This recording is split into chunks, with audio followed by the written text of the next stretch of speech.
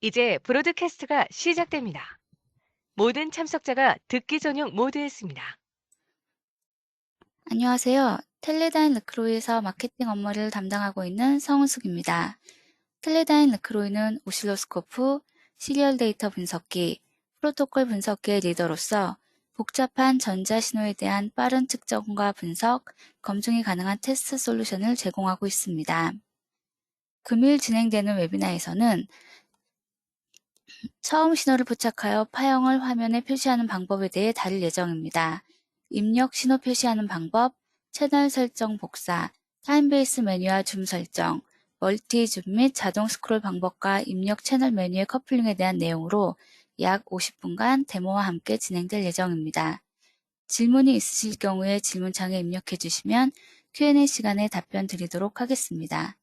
마지막으로 웨비나 종료 후에 진행되는 설문에 참여해 주시는 모든 분들께는 커피 기프티콘을 발송드릴 예정입니다. 많은 참여 부탁드리겠습니다. 그럼 기술지원팀 오창훈 이사님을 모시겠습니다. 네, 안녕하세요. 텔레다인 르크로이 기술지원팀 오창원입니다. 오늘은 온라인으로 진행하는 사용법 교육인데요.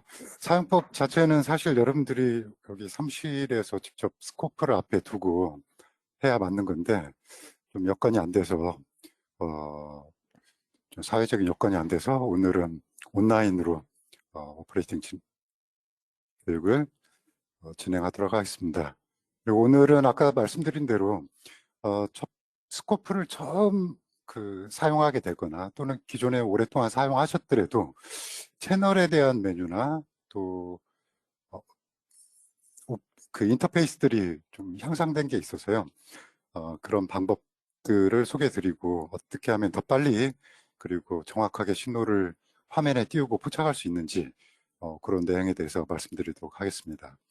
그래서 기본적으로는 화면에 파형을 띄우는 방법부터 그리고 채널 메뉴에 있는 여러 가지 기능들 중에 밴드위스 리밋 기능이라든가 아니면 에버리징, 또 필터링 방법들, 그리고 트랜듀서나 또는 센서들을 쓰는 경우에는 원래 측정 대상은 전압이 아니지만 전압으로 해서 신호를 스코프로 입력받는 경우가 있어요. 그래서 그런 경우에 어떻게 단위를 변경할 수 있는지, 그리고 확대를 이용해서 좀 더 신호를 정확하게 관측할 수 있는 그런 방법들에 대해서 설명을 드리도록 하겠습니다. 화면에 보이는 건 기본적인 오실로스코프 블록인데요. 사실 오늘 다루게 될 내용은 여기에 있는 첫 번째 블록이라고 말씀드릴 수가 있을 것 같습니다.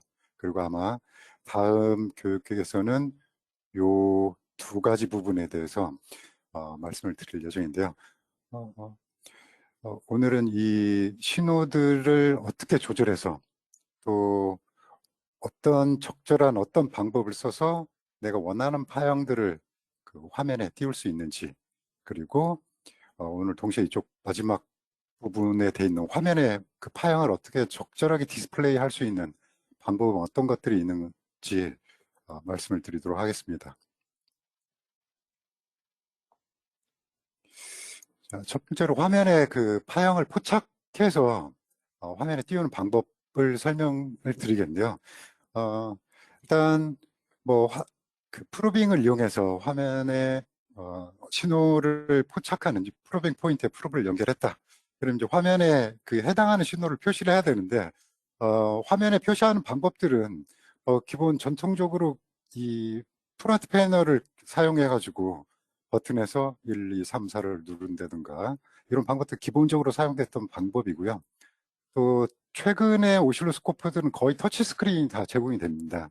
그래서 터치 스크린을 통해서 터치 스크린에서도 채널을 온, 오프하고 또 한꺼번에 여러 가지 채널들을 한 화면에 띄우는 방법들을 가지고 있습니다.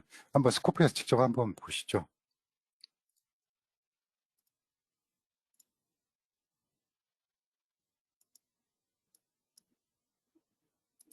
예.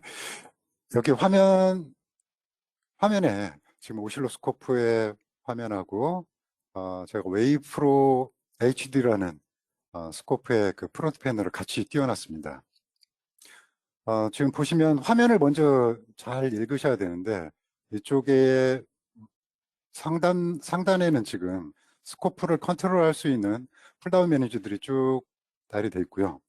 여러분들이 오퍼레이팅을 하실 때는 몇 가지 포인트를 좀 주의 깊게 보셔야 됩니다. 오른쪽에 있는 여기에 이쪽 부분에 있는 여기에 있는 화살표 있죠.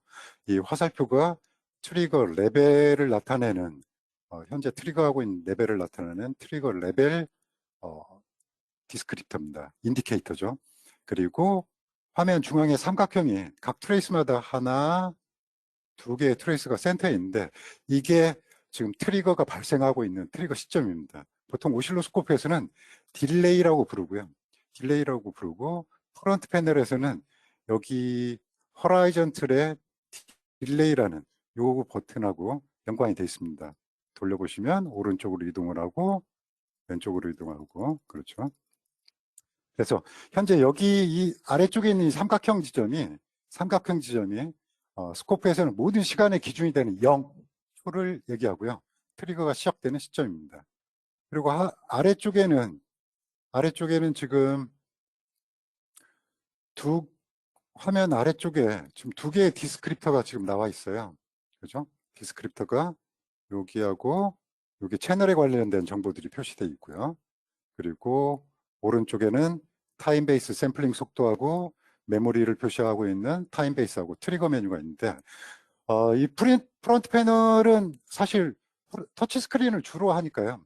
크게 사용되지는 않는데 한번 화면에서 채널을 한번 온, 오프 해보겠습니다. 버튼을 여기에서 이렇게 눌러가지고 뭐 화면을 오프하는 방법이 있고요. 다시 누르면 당연히 켜지겠죠. 그리고 터치 스크린을 이용할 때는 모두 다 화면에서 꺼보고 자, 터치 스크린 이용할 때는 디스플레이라는 풀다운 메뉴에서 버티컬 쪽에 채널 1번을 켜겠다. 뭐 이런 식으로도 접근을 하실 수가 있고요. 아니면 이 아까 채널의 정보를 나타내는 디스크립터를 터치해 가지고요. 메뉴를 한번 닫아볼까요? 자, 디스크립터를 터치하시고 메뉴가 열리고요. 제일 앞쪽에 채널 셋업에 보시면 온오프 박스들이 있습니다. 그죠? 그래서 여기에서 한 번에 모두 다 원하는 채널들을 이런 식으로 온, 오프 하실 수가 있겠습니다. 그래서 프론트 패널이 편리하신 분들은 당연히 이제 프론트 패널을 사용해서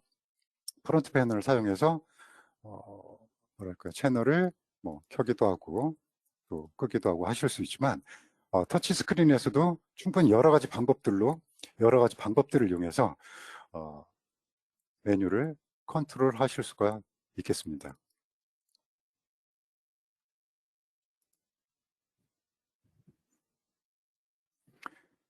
그리고 그 채널 설정을 하게 되면 뭐 여러 가지 뭐 보통 4채널 스코프들 경우에는 서로 다른 신호를 받고 있다 그러면 4번의 컨트롤을 하게 될 거고요. 근데 이런 경우가 있어요. 채널 1번하고 2번 또는 3번하고 설정이 뭐 전압당 1V로 똑같다. 그리고 또 옵셋 위치도 똑같이 맞춰야 된다. 그러면 채널을 설정해서 그러니까 한번 봐야 되겠죠. 채널을 설정해서 하나의 채널을 설정한 후에 설정된 이 채널을 그대로 드래그해서 대상 채널에 옮겨주시면 채널이 모두 설정이 카피가 완료가 됩니다. 또는 아까 잠깐 보셨던 채널 셋업 메뉴에서 카피 채널 셋업이라는 메뉴가 있는데요. 이쪽에서도 버튼을 눌러가지고 내가 채널 1번 세팅을 채널 2번, 3번, 4번에 모두 다 설정을 하겠다라고 지정을 하시면 채널의 설정들도 모두 복사가 됩니다. 그리고 신호를 띄우실 때 여러분들이 이제 보통 많이 선택하는 버튼 중에 하나가 프론트 패널에 있는 이 오토 셋업 버튼입니다. 이 오토 셋업 버튼의 동작을 보시면 물론 이제 빠르게 설정할 수 있는 장점들이 있어요. 이 오토 셋업을 누르면요.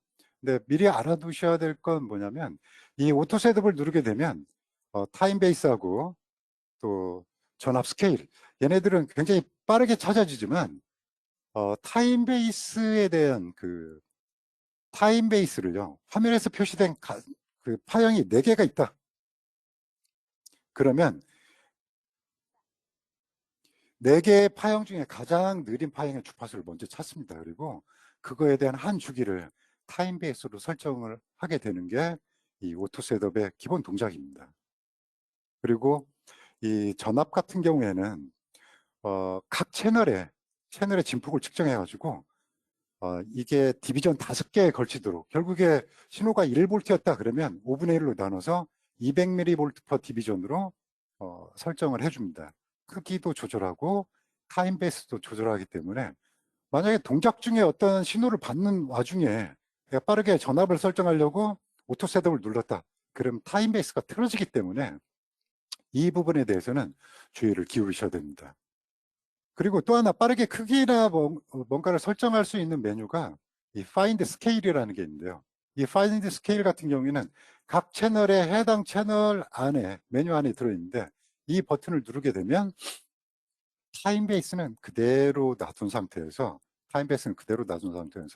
전압만 오토 셋업에서 수행했던 것들을 그대로 전압만 찾아줍니다. 그래서 이 방법을 사용하면 타임 베이스가 설정이 안 되고 이 누구죠? 전압만 올바르게 설정이 됐기 때문에 시간의 흐트러짐이 없이 그대로 전압을 찾아서 신호를 유지할 수가 있겠습니다. 자, 그리고 프론트 패널에 보면요, 여러 가지 버튼들이 여기 보시는 것처럼 버튼들이 있고 섹션들이 각각 나눠지는데요. 신호를 화면에 띄우는 가장 쉽게 띄우는 방법은 금방 설명드린 오토 셋업을 누르는 방법도 있고요. 그리고 여기 특별하게 여기 하나, 둘, 3개 있는 호라이즌탈, 버티칼, 그리고 트리거 레벨 같은 경우에는 푸시 기능을 제공을 하는데 신호를 빠르게 안정적으로 디스플레이 해주게 하는 특별한 그런 기능들이 있습니다. 그래서 이 트리거 레벨을 푸시하게 되면 진폭 입력되는 신호에, 그러니까 트리거 소스의 50% 레벨로 자동으로 트리거 레벨을 맞춰주게 되고요. 그리고 호라이즌탈에 있는 딜레이라는 그 노브를 누르게 되면 트리거 시점을 화면의 중앙으로 바로 찾아주게 됩니다. 그리고 버티칼의 옵셋을 누르면 옵셋을 제로로, 그러니까 결국에 빠르게 화면에 화면 중앙에 파형을 표시할 수 있는 그런 기능입니다. 한번 여기도 한번 몇 가지 기능들을 살짝 살펴보도록 하겠습니다. 지금 아까 말씀드렸던 그 기능인데요. 여기 지금 타임 베이스가 디비전당 500나노 세컨드로 이제 설정이 되어 있는데 여기를 한번 보겠습니다. 제가 오토 셋업을 먼저 한번 눌러볼게요.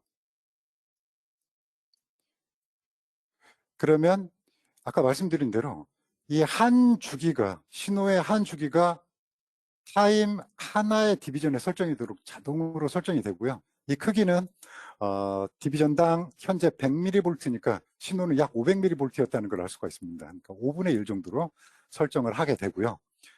그리고 여기 레벨도 한번 볼까요? 제가 트리거 레벨 버튼을 신호 밖으로 이렇게 빼보겠습니다.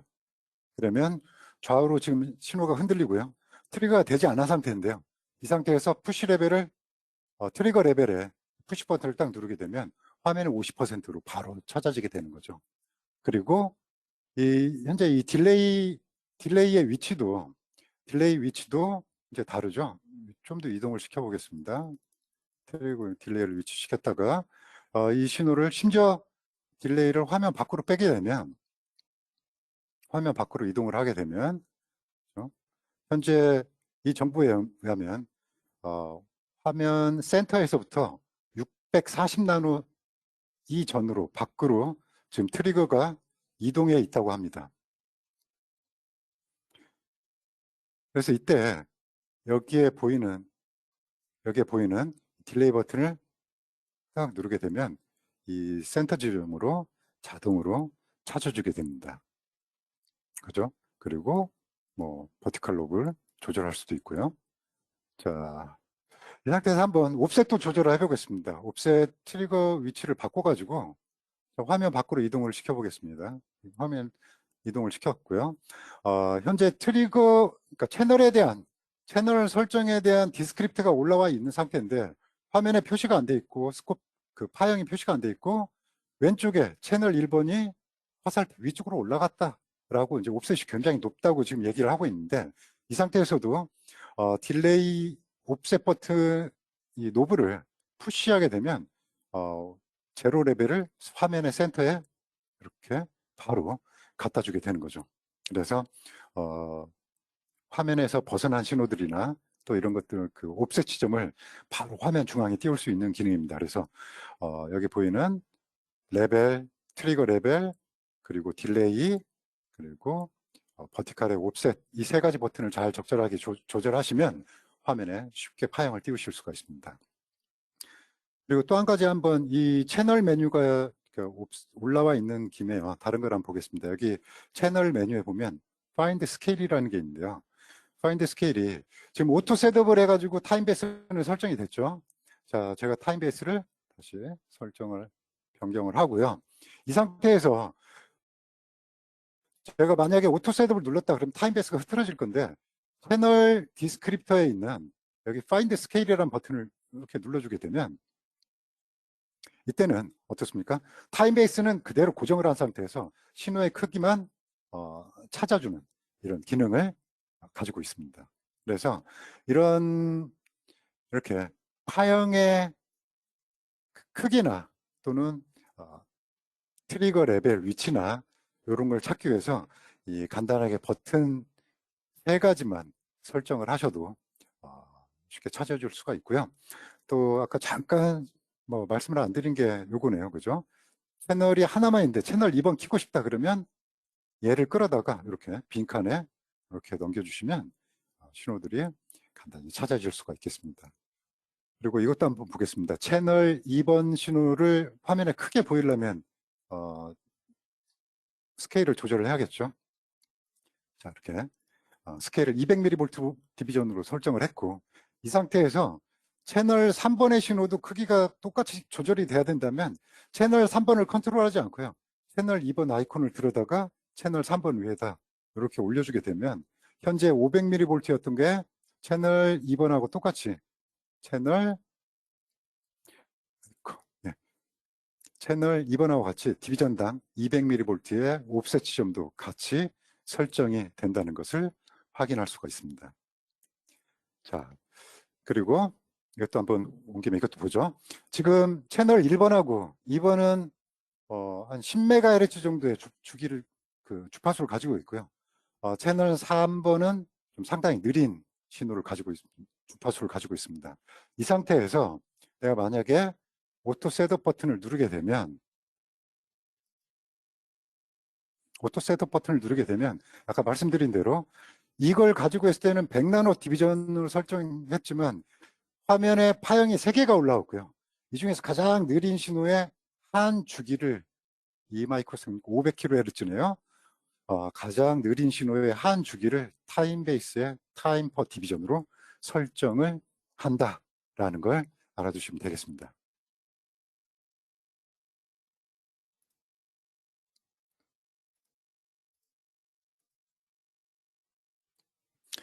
그리고 채널 메뉴에 보면 굉장히 여러 가지 것들이 그 채널 메뉴에서 컨트롤 할 수가 있는데요. 전압당, 디비전당 전압 스케일이라든가, 옵셋 위치라든가, 또는 측정을 할 수 있는 여러 가지 도구들이 있습니다. 근데, 이 중에서 나머지 것들은 프론트 패널에서 다 조절할 수 있는 것들이고요. 그죠? 여기에 보면 커플링이라는 메뉴, 그리고 밴드위스라고 표시되어 있지만, 사실은 밴드위스 리밋 기능이고요. 그리고 리스케일, 에버리징, 노이즈 필터. 이 메뉴들은 사실 스코프에서 디스플레이 되어 있는 파형에 굉장히 큰 영향을 주는 그런 사항들입니다. 그래서 설정을 하실 때 굉장히 주의가 좀 필요한 부분들이고요. 그래서 이 부분들에 대해서 설명을 드리면서 어떻게 동작을 하는지 설명을 드리도록 하겠습니다. 자, 가장 첫 번째 반응은 이제 커플링 메뉴인데요. 커플링 메뉴에 대해서는 굉장히 많은 오해도 있고 또 질문도 많이 하십니다. 근데 뭐 오늘 어떻게 내부 저항이 어떻게 연결되고 이런 건 떠나가지고 사용법 교육이니까요. 일단 10대 1 프로브를 사용한다. 그러면 보실 것 없이 바로 1메가옴을 사용하시면 되겠습니다.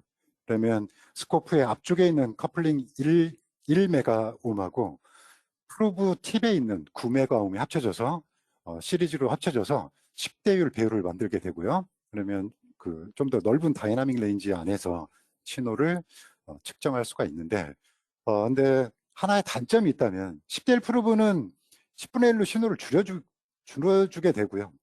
또 상대적으로 거꾸로 10대 1 실제 신호를, 그러니까 스코프에 표시된 신호를 10배 크게 보여줘야 되기 때문에 스코프가 설정할 수 있는 최소 센시티비티가 1mV였다. 그러면 프로브를 연결하게 되면 10mV가, 디비전당 10mV가 최소 센시티비티가 되기 때문에 전체적으로 SNR, 시그널 투 노이즈 레이쇼가 20dB 정도 떨어집니다. 그 말은 노이즈가 증폭돼서 보인다. 이런 말하고 똑같고요. 그리고 또 동축 케이블을 써가지고 신호를 입력받는다. 그러면 그때는 동축 케이블이 50ohm이니까 반드시 그냥 무조건 50ohm이어야 되냐? 사실 또 그렇지는 않습니다. 그래서 보통의 선택은 1메가옴이 답입니다. 1메가옴이 답이고요. 그러니까 동축 케이블을 이용해서 뭐 A라는 디바이스와 B라는 디바이스 아니면 A라는 칩과 B라는 칩이 동작하고 있는 사이에서 내가 동축 케이블로 신호를 찍어야겠다. 그런데 내가 만약에 50ohm으로 스코프 입력을 50ohm으로 하게 되면 그 커런트가 분주가 되면서 실제 디바이스가 동작을 안 할 수도 있고요. 그래서 오실로스코프는 반드시 입력 임피던스가 높은 걸 써줘야 동작 중에 커런트들이 원래 동작을 하면서 영향을 적게 받을 수가 있습니다. 그래서 잘 모르겠다 그러면 1메가옴이 답입니다. 그리고 1메가옴을 하면 로딩을 줄일 수도 있고 측정할 수 있는 전압 레인지도 커지게 됩니다. 그리고 뭐 어떤 특정한 장치들이 있어요. 뭐 커런트 트랜스포머라든가 트랜듀서라든가 여러 가지가 있는데 그런 쪽에서는 출력 임피던스가 얼마인지 반드시 확인을 해 주셔야 되고요. 뭐 제너레이터다 그러면 반드시 55ohm의 입력 인풋을 사용을 하셔야 됩니다. 여기에 제가 그 어떤 사양서에서 가져왔는데 얘는 커런트 트랜스포머인데요. 커런트 트랜스포머가 보통은 아웃풋 임피던스를 1메가옴에 놓도록 되어 있는데 이 장비 같은 경우에는 스펙에 이렇게 표시를 해뒀어요. 아웃풋 임피던스가 55ohm이다. 그러면 이런 신호들은 반드시 55ohm에 두셔야 정확한 크기 측정을 하실 수가 있습니다. 만약에 이런 걸 무시하고 1메가옴에 뒀다 그러면 실제 크기보다 2배의 크기를 스코프에서는 보게 되고요. 또 다이나믹 레인지하고 또 50ohm 같은 경우에는 대역폭이 굉장히 높은데 1메가옴 같은 경우에는 500ohm 정도로 제한이 됩니다. 그래서 같은 파형을 1메가옴에서 50ohm에서 봤을 때 파형의 크기하고 그 신호의 특성들이 달라질 수 있기 때문에 반면 측정 대상체의 임피던스는 확인을 해 주셔야 되겠습니다. 그리고 그 채널 메뉴에 보면 밴드위스 리밋이라는 게 있는데요. 밴드위스 리밋은 스코프의 채널 대역폭을 하드웨어적으로 제한하는 겁니다. 소프트웨어적으로 제한하지 않고 하드웨어로 제한하는 건데 보통 스코프의 대역폭에 따라서 뭐 여러 가지를 제공하는 경우가 있고요. 보통은 200메가하고 20메가 두 가지 옵션은 디폴트로 제공이 됩니다. 여기서는 지금 약간의 노이즈가 있는 파형들을 가지고 사인웨이브 파형에다가 노이즈가 섞여 있는 신호를 20메가, 200메가에서 봤을 때 그리고 20메가에서 봤을 때 확연히 노이즈가 사라지는 걸 볼 수가 있는데요. 이건 오실로스코프 대역폭을 낮게 제한하면서 실제 신호에 섞여 있는 200메가 이상 또는 20메가 이상의 노이즈들을 제거해주는 그런 기능으로 사용할 수가 있겠습니다. 근데 그 구형파나 또는 펄스파를 보는 경우에는요, 이 대역폭 제한이 노이즈만 제거할 뿐만 아니라 신호 특성을 다르게 할 수 있기 때문에 주의가 필요합니다.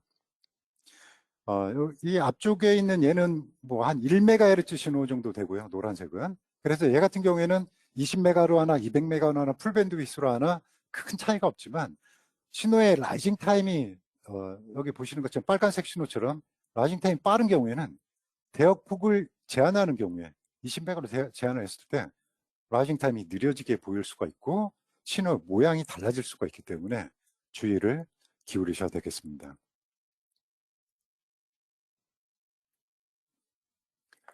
그리고 뭐 또 하나 있는 기능 중에 하나가 에버리징이라는 기능인데요. 에버리징이라는 기능은 계속 신호를 또 연속적으로 똑같은 신호를 받아가지고 뭐 16번이면 16번 아니면 1000번이면 1000회 정도의 수입을 받고 평균 처리한 후에 화면에 파형을 표시합니다. 그래서 신호에 섞여 있는 랜덤 노이즈, 화이트 노이즈죠. 화이트 노이즈들이 그대로 사라지고 깨끗한 원래 시험 그 파형을 화면에 표시할 수가 있습니다. 근데 이때 주의할 게 뭐냐면 이 에버리징은 여러 번 수입을 하기 때문에 같은 파형이 연속적으로 또는 같은 패턴의 신호가 연속적으로 같이 들어와야 되지 그렇지 않은 경우에는 전혀 엉뚱한 파형을 볼 수가 있어요. 그래서 같은 파형인 경우에는 여기 있는 에버리징을 이용해서 랜덤 노이즈를 제거를 할 수가 있고요. 그렇죠? 노이즈가 섞여 있는 이런 파형을 1000회 하겠다 그러면 똑같은 수입을 계속 연속적으로 1000번 받고 에버리징해서 화면에 한번 표시를 해주는 겁니다. 그러면 다이나믹 레인지도 좋아지고요. 화이트 노이즈가 사라졌으니까 그죠? 노이즈 플로우가 낮아지면서 원래 신호를 정확히 찾아낼 수가 있겠습니다. 그리고 이 에버리징을 이용하면 랜덤 노이즈, 화이트 노이즈가 지금 사라지게 되는데 주기적인 신호가 아니었다. 만약 여기 화이트 노이즈가 섞여 있고 또는 같은 패턴의 신호에 계속 들어온다면 에버리징 기법을 사용할 수가 있지만 그렇지 않은 경우라면 에버리징을 사용할 수가 없어요.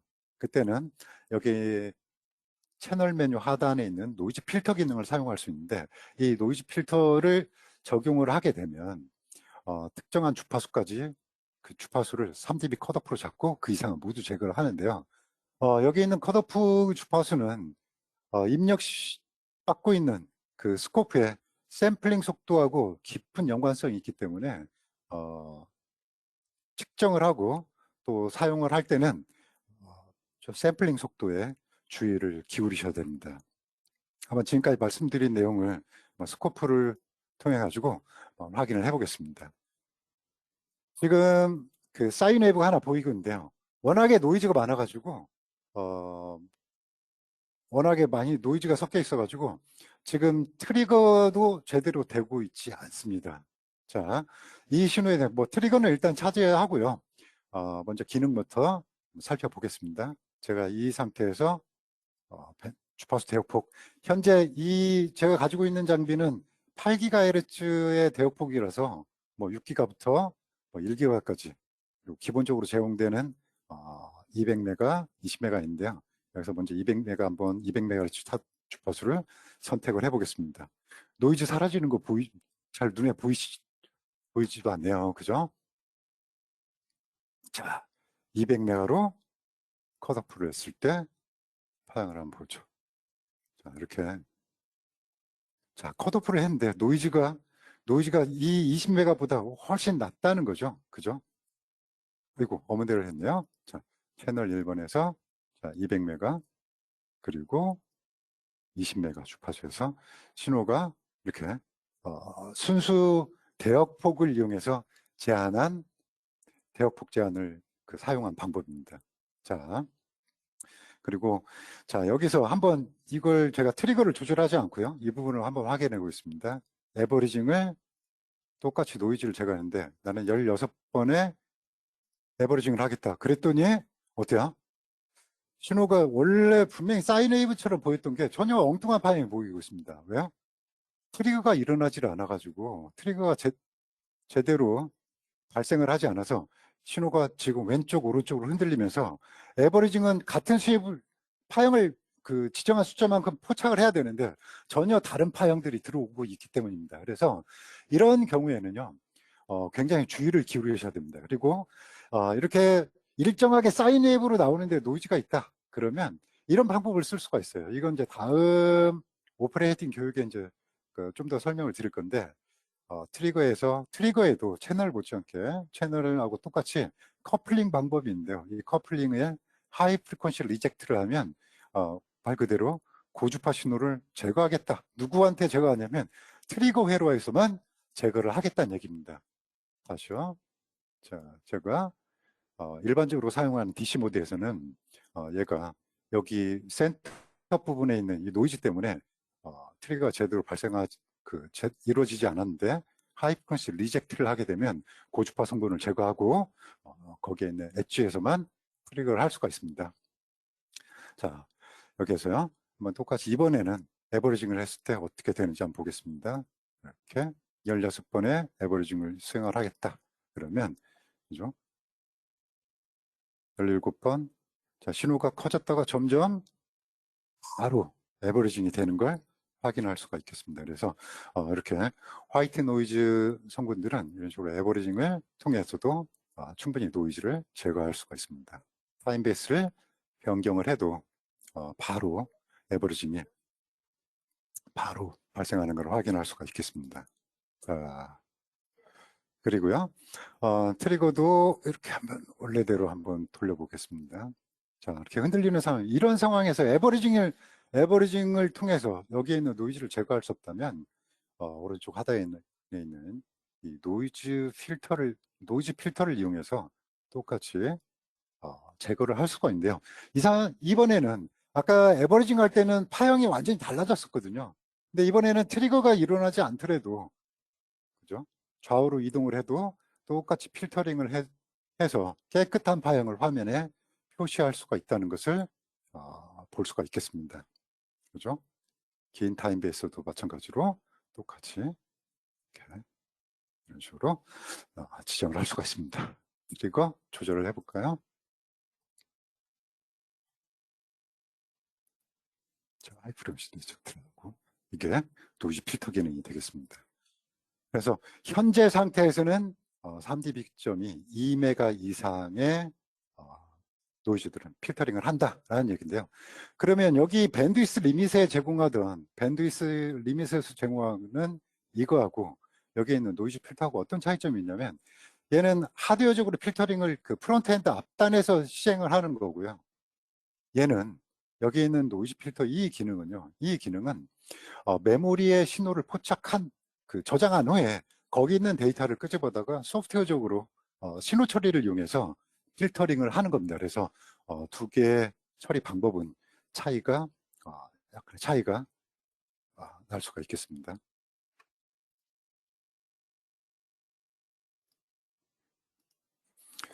그래서 금방 말씀드린 그 노이즈 필터링 같은 경우는 여기에 있는 차단 주파수, 내가 얼마까지 스코프가 물론 정보를 표시해 주긴 하지만 얼마까지 어떻게 3dB, 그러니까 3dB 컷오프 점이 정해지는지는 여기 있는 이 도표를 참조하시면 될 것 같습니다. 내가 비트수를 0.5비트 올렸냐, 3비트를 올려가지고 처리를 했느냐에 따라서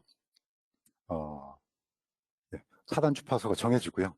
예를 들어서 현재 샘플링 속도가 10기가 샘플링이고 내가 1.5비트를 올렸다면 이때 코이피션스가 그죠? 샘플링 속도는 현재 이 나이퀴스트 프리퀀시에 그러니까 샘플링 속도의 2분의 1이 될 거고요.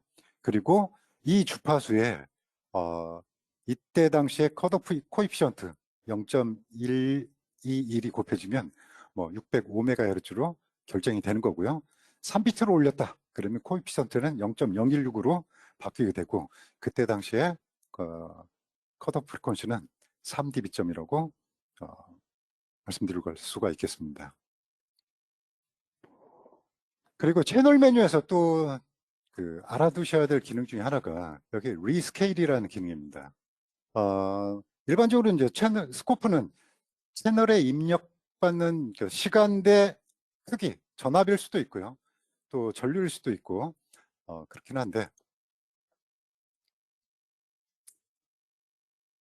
네, 근데 예를 들어 트랜듀서를 사용하거나 또는 어떤 센서를 썼다.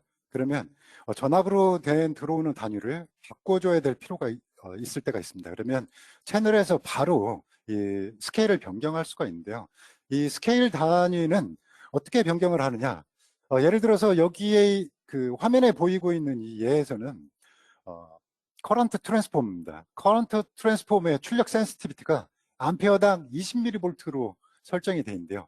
오실로스코프에서 설정은 전압당 얼마가 출력되느냐 이렇게 바꿔줘야 돼요. 그래서 이 부분에 역수를 취해가지고 얘는 1볼트로 변경이 되면 50A이기 때문에 여기다가 스코프에서 유닛을 50A니까 볼트당 50A가 출력이 될 거고 단위는 그 암페어다라고 하면 바로 보시는 것처럼 단위를 출력 표시하는 단자에서 그 암페어 단위로 유닛을 바꿔가지고 보실 수도 있고요.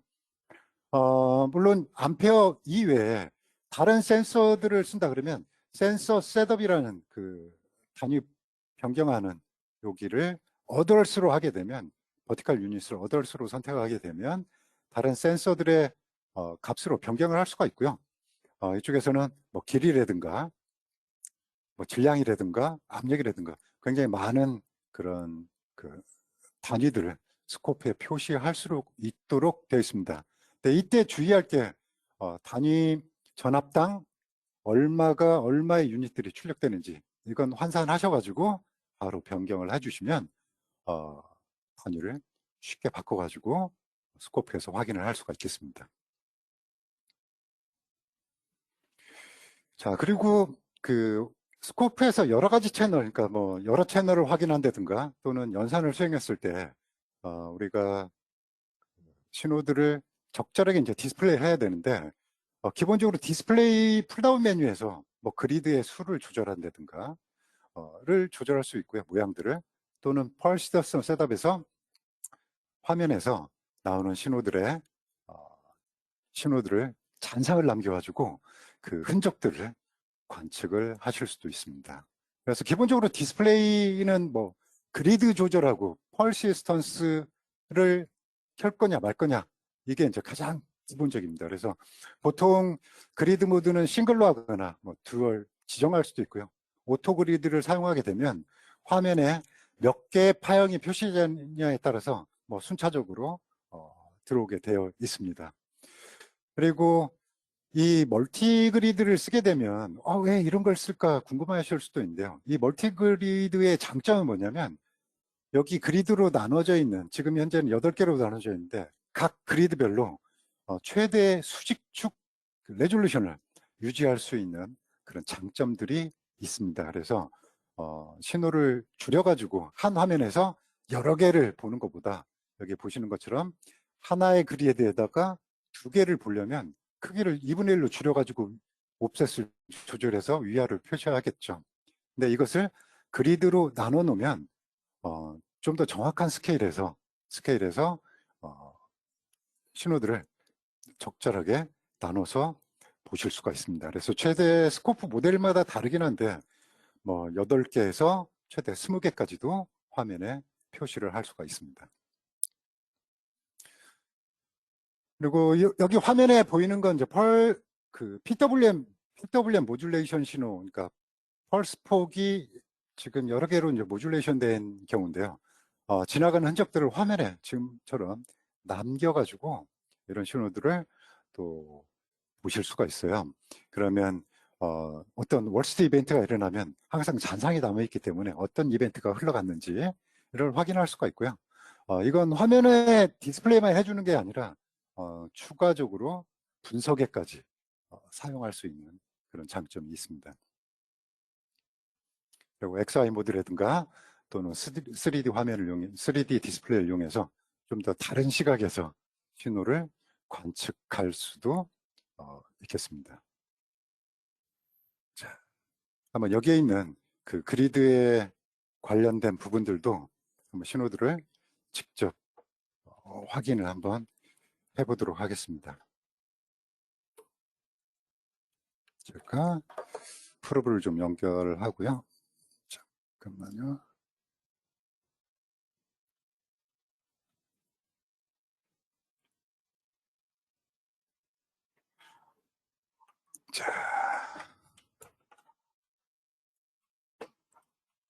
자, 신호를 한번 확인을 해보겠습니다. 자, 지금 같은 경우에는 제가 디스플레이를 현재 오토 그리드로 설정을 한 거고요. 뭐 싱글 그리드로 놓게 되면 하나의 그리드 안에서 신호를 조절하려면 하나는 뭐 이런 식이죠. 하나는 위로, 그리고 채널 2번은 찾아가지고 아래로 놓고, 뭐 적절한 크기를 계속 조절을 해야 돼요. 이런 경우에는. 그래서 이렇게 번거로움 없이 여기에 있는 디스플레이 메뉴에서 나는 파형들을 2개로 나눠보겠다. 또는 뭐 커트로드 그리드로 설정을 하겠다. 뭐 여러 가지 보실 수가 있고요. 이런 경우에는 채널 1번 경우에도 이렇게 작게 안 보고 전체 화면에 풀스크린으로 모두 다 표시를 해서 확인을 해볼 수가 있는 거고요. 그리고 파형 2개의 파형을 비교한다 그러면 이렇게 아이콘을 끌어다가 원하는 그리드에, 그죠? 원하는 그리드에 딱 떨어뜨리시면 해당하는 신호들이 화면에서 키워져 가지고 2개의 파형들을 이렇게 서로 비교를 하실 수도 있고요. 이런 식으로.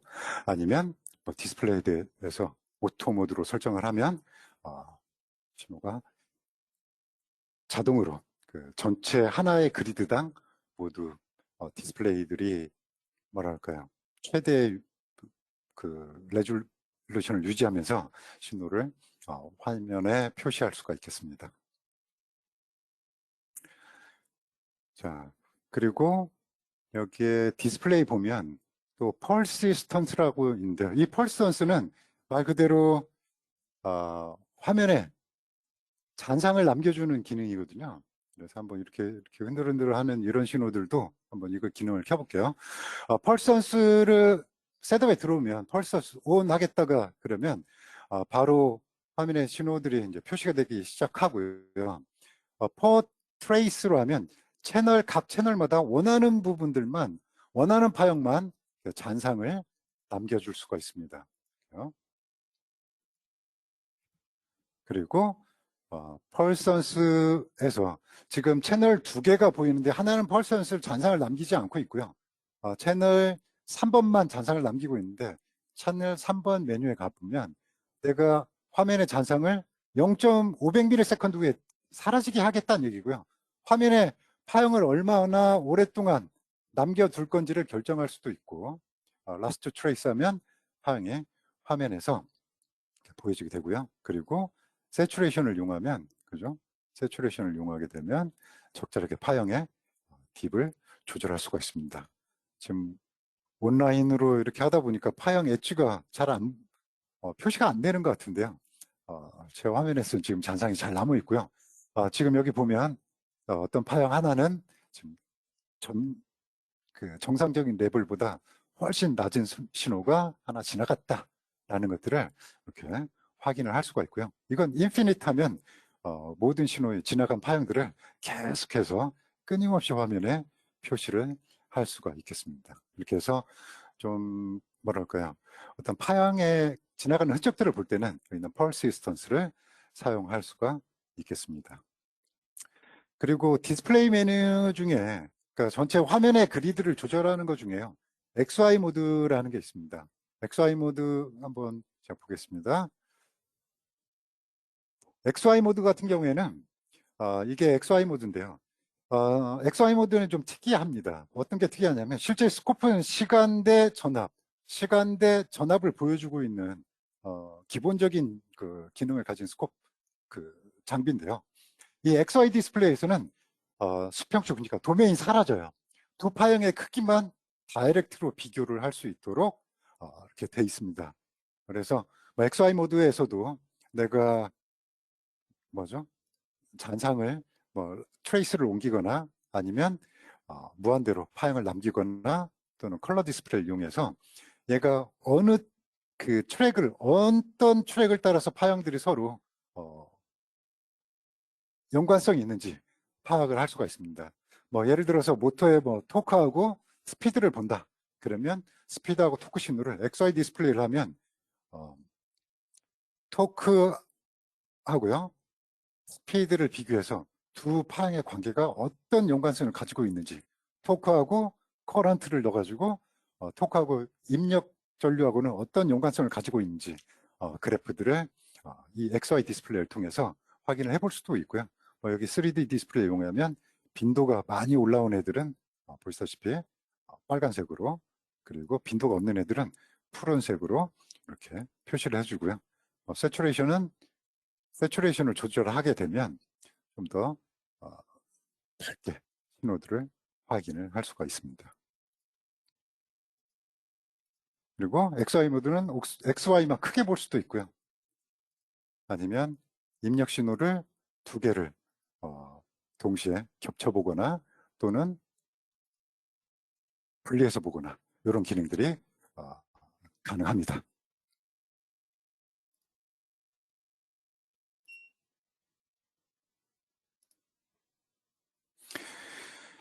자, 그리고 이제 거의 마지막이네요. 짧게 파형 확대하는 방법들에 대해서 말씀드리고 마치도록 하겠습니다. 이 파형 확대는 파형을 관측할 때 거의 기본적으로 사용이 되는데요. 이 파형 확대가 사용되는 주 목적은 여러 파형, 긴 파형에서 짧은 부분에 두 파형을 서로 비교한다든가 아니면 한 파형의 시간상 앞부분하고 뒷부분의 파형을 따로 관측한다든가 또는 커서나 이런 것들을 위치시키기 위해서 어느 일정한 부분을 확대해서 좀 더 자세하게 들여다볼 때 이 커서를 사용하는데요. 이 주밍을 하는 방법은 크게 세 가지가 있습니다. 프론트 패널에서 줌 버튼을 이용하는 방법이 있겠고요. 아니면 원하는 파형 위치에서 대각선 방향으로 선택을 해줘가지고 원하는 영역만 선택하는 방법이 있습니다. 그리고 또는 채널에서 줌이라는 메뉴를 선택해도 이런 기능을 줌을 사용을 할 수가 있고요. 줌을 해서 긴 시간을 찾게 되면 굉장히 뭐 스크롤하기 굉장히 힘든데 귀찮다고 해야 될까요?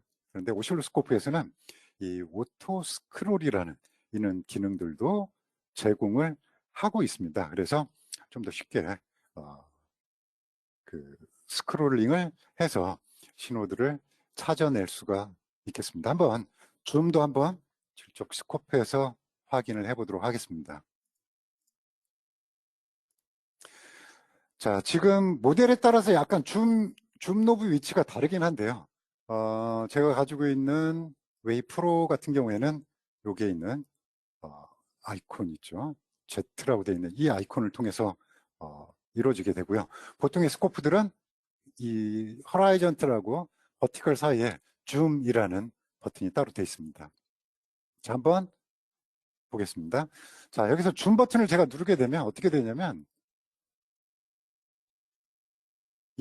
여기에 전체 타임 베이스가 지금 5ms인데요. 5ms인데 이거의 타임 시간축으로 10배만큼 줌밍이 돼서 디비전당 500 마이크로 설정이 되면서 센터로 지정이 되고요. 이때는 뭐 마우스를 이용해서 화면에서 데이터를 끌어가지고 위치를 변경하실 수도 있고요. 아니면 허라이전털 노브를 이용해서 확대 비율을 바꾸거나 위치를 이동을 시킬 수도 있겠습니다. 자, 그리고요. 여기 있는 줌 노브를 이용해서 다시 줌 노브를 눌러주게 되면 화면에서 줌된 파형이 사라지게 될 거고요. 자, 한번 이번에는 채널 한 개만 제가 여기에서부터 대각선 방향으로 영역을 선택을 하면 선택된 채널만 바로 확대가 됩니다. 그래서 잠깐만요. 펄선수가 켜 있네요. 어쩐지 파형이 안 보이네. 예, 현재 제가 선택한 부분만 파형을 확대해서 그 부분을 확인할 수가 있고요. 그리고 이 상태에서 나는 다른 부분도 확대를 하고 싶다 그러면 이쪽에서 또다시 특정한 영역을 지정을 하시면 이미 한번 확대가 됐기 때문에 어떤 거에서 확대를 할 거냐 하면 뭐 줌5에서 보고 싶다 그러면 이 부분은 이쪽에서 디스플레이가 되겠습니다.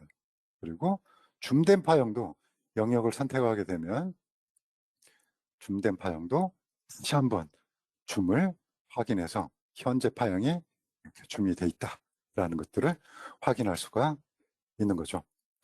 그리고 어떤 경우라도 줌이 켜 있다, 줌을 모두 오프하겠다 그러면 눌렀던 프론트 패널에서 줌 버튼을 눌러주면 모든 줌된 파형들은 화면에서 사라지게 됩니다. 자, 한번 보죠. 자, 제가 채널 3번에서 보고 있는 이 특정한 파형을 봤습니다. 그리고 같은 위치에서 채널 1번도 비교를 하고 싶은데요. 실제로 제가 이 파형을 이렇게 이동을 시켜보면 얘도 누구죠?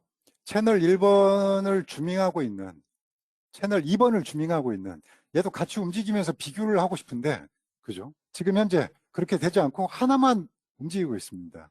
그래서 이런 경우에 줌 메뉴에 보면 멀티 줌이라는 기능이 있는데요. 얘를 온 하게 되면 방금 보셨나요? 타임이 자 서로 다른 부분에 이렇게 있다가도 내가 멀티줌을 이 두 가지를 멀티줌 하겠다라고 하고 온 하게 되면 시간이 두 개가 딱 일치가 됩니다. 그리고 이때는 하나를 움직여도 같은 시간대에서 나머지 줌된 것도 같이 움직이기 때문에 뭐 겹쳐서 비교하거나 할 때 굉장히 유리하게 신호를 관측할 수가 있고요. 그리고 이 멀티줌 메뉴에 보면 이쪽에 오토 스크롤이라는 메뉴가 있습니다. 왼쪽으로 이동하겠다, 빠르게 이동하겠다, 그렇죠?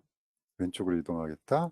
그래서 내가 원하는 파형이 나오면 이때 멈춰가지고 파형들을 좀 더 자세하게 이렇게 디스플레이를 하고 관측, 비교를 하실 수가 있겠습니다. 그래서 여기에 있는 이 스크롤 기능을 이용하면 뭐 왼쪽 끝으로 바로 이동하거나 오른쪽 끝으로 바로 이동하거나 뭐 이런 식으로 해서 좀 더 편리하게 신호들을 일일이 노브를 돌리지 않고도 신호를 스코프에서 주밍된 파형들을 컨트롤 해가면서 신호를 관측을 해 보실 수가 있겠습니다. 제가 오늘 짧게 그 신호를 디스플레이 하는 방법들 설명드리는데요. 오늘 말씀드린 내용들은 저희 블로그에도 여기 QR코드 찍으시면 바로 접속이 가능한데 굉장히 많은 짧지만 여러 가지로 나눠가지고 동작법들을 소개해 놓은 그런 기사들이 있고요.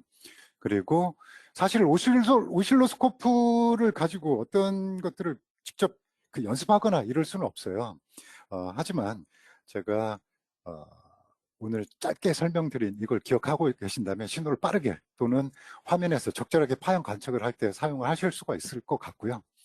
제가 다음 주제로는 타임베이스의 샘플링 모드를 선택하는 거하고 샘플링 속도 그리고 메모리 길이하고 어떤 관계가 있는지 그리고 트리거 중에서 쉽게 적용할 수 있는 이 세 가지의 그 기능 그리고 트리거 커플링에 대해서 좀 더 다뤄볼 예정이고요.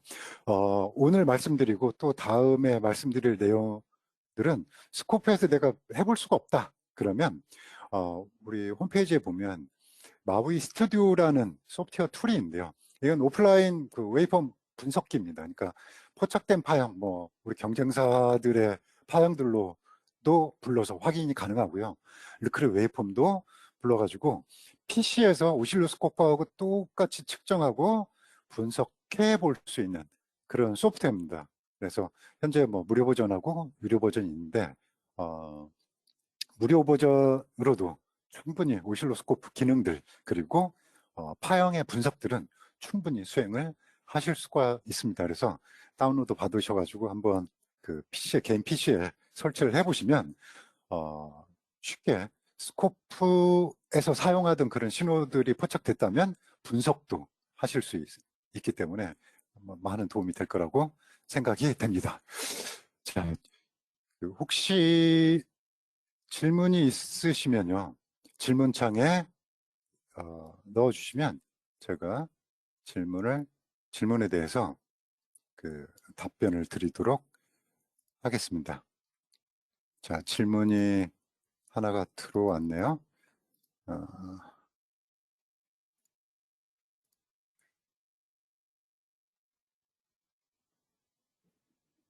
어디 갔을까요? 질문이 명확히. 네. 글로벌 밴드위스가 예. 글로벌 밴드위스가 무엇인지를 질문을 하셨는데요. 글로벌 밴드위스는 말 그대로 채널에서 결정되는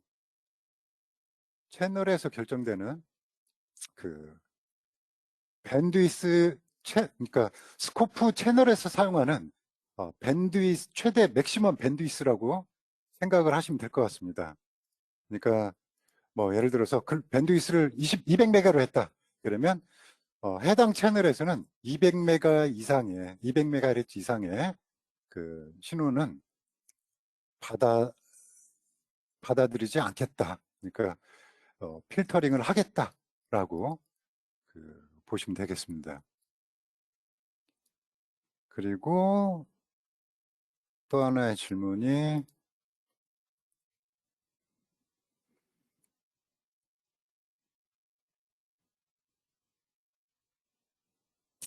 예. 지금 오실로스코프는요, 모델에 따라서 그 미니멈 센시티비티가 2mV 또는 1mV가 최소로 설정할 수 있는 스케일입니다. 그래서 만약에 신호가 그리고 기본적으로 설정해야 될 것은 뭐냐면 한 화면에 5디비전 이상 신호가 보여야 됩니다. 그래서 입력 신호가 2mV로 볼 수 없는 뭐 수백 마이크로볼트나 1mV 또는 그 이하다. 그러면 제 생각에는 그 앞쪽에 그 신호의 전압 뭐죠? 파워 앰플리파이어를 넣어가지고 관측하는 수밖에는 없습니다. 스코프에서는 그 이하의 신호를 관측하기는 굉장히 힘듭니다. 그래서 좀 키워가지고 확인을 하셔야 될 것 같습니다. 그리고 트리거에서 하이 프리퀀시 리젝트를 사용하실 때 리젝트하는 주파수는 얼마라고 질문하셨는데요. 약 50kHz입니다. 50kHz 이상 정도를 리젝트합니다. 그러니까 그 이상 신호들은 뭐 적절하게 또 뭐 여러 가지 방법을 통해서 제가 다음 트리거 주제에서 좀 더 깊이 있게 한번 다뤄보도록 하겠습니다. 그리고 보호 레이트는요, 이거 오늘 다룬 내용은 아니지만 초당 모듈레이션을 시켜가지고 보낼 수 있는 최대 전송 개수라고 할까요? 그러니까 예를 들어가지고 NRG로 보면 초당 10개를 보낸다. 그러면 1010들이 이런 데이터들이 10개 정도 이제 갈 수가 있을 거예요. 그러면 그런 것들은 초당 10비트 퍼 세컨드 이렇게 얘기를 합니다. 근데 보호 레이트는 뭐냐면 모듈레이션 시켜가지고 최대로 보낼 수 있는 양들입니다. 그러니까 예를 들어서 똑같은 이 10개의 데이터를 팸4나 팸3로 해서 보낸다. 그러면 하나의 레벨이 팸3다 그러면 3개의 레벨에 데이터를 각각 실어 보낼 수가 있습니다. 모듈레이션 방법에 따라 다르긴 하겠지만 한 개의 레벨당 2개를 신호 보냈다. 그러면 벌써 얘는 보호 레이트로 보면 얘가 한 비트 보낼 때 다른 모듈레이션에서 1, 00, 10, 11 이 세 개를 보냈다면 6개 비트가 전송이 된 거거든요. 그러면 그 경우에는 그걸 보호 레이트로 환산하면 아까 10비트하고 비교했을 때 6배가 향상됐기 때문에 60 비트 보 이렇게 얘기할 수가 있겠습니다. 그러니까 저건 모듈레이션 시켜가지고 초당 전송할 수 있는 데이터의 개수를 보호 레이트라고 할 수가 있겠습니다. 그리고 질문이 상당히 많이 들어왔네요. 제가 다른 질문은 이쪽에 넣어주고 표시를.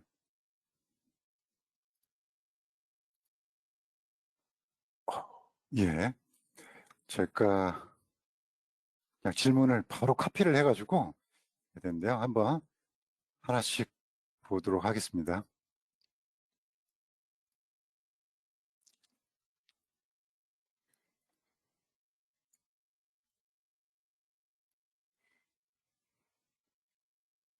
예, 줌 영역을 예. 답변이 들어온 것 같고요.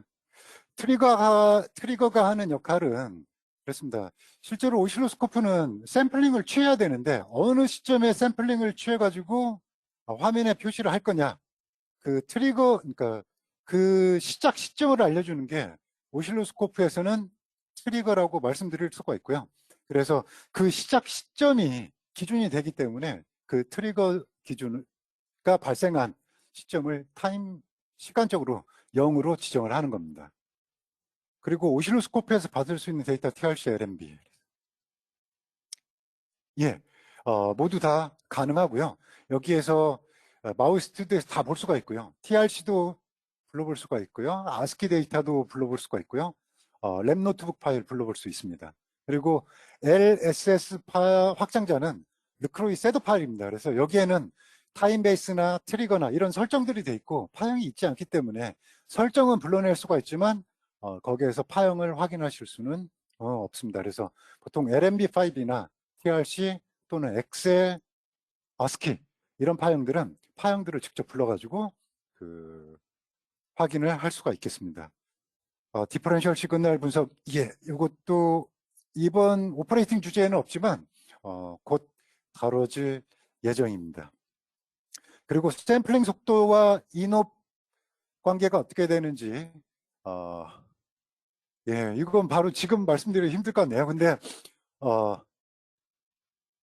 여기에 보면 지금 샘플링 속도보다는 이 인옵 같은 경우에는 이펙티브 넘버 오브 빛인데요.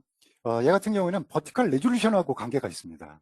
그러니까 샘플링 속도도 물론 줄 수가 있겠지만 실제 정의에서 얘는 예를 들어서 12비트의 오실로스코프다. 그러면 하드웨어적으로 12비트를 지원을 하지만 실제 스코프에 장착이 돼가지고 보면 프론트엔드 특성이나 또는 기타 여러 가지 특성, 노이즈 특성들 때문에 12비트가 모두 나오지 않고 실제로 사용했을 당시에 SNB, 시그널하고 노이즈 비율, 그리고 여러 가지 다른 관계를 따져가지고 실제 그때 당시에 유효적으로 사용하는 유효 비트 개수를 이펙티브 넘버로 빛이라고 합니다. 그래서 한번 요것도 질문이 들어왔으니까요. 좀 더 뭐랄까요? 다음 기회를 가져가지고 요 부분에 대해서 또 설명을 드리도록 하겠습니다. 제가 어느 분한테 질문이 왔는지 지금 현재 모르는데 나중에 이런 걸 다루는 주제가 있을 때 꼭 공지를 해가지고 참석하시면 답변을 따로 드리고요. 제가 이메일로도 따로 답변을 드리도록 하겠습니다.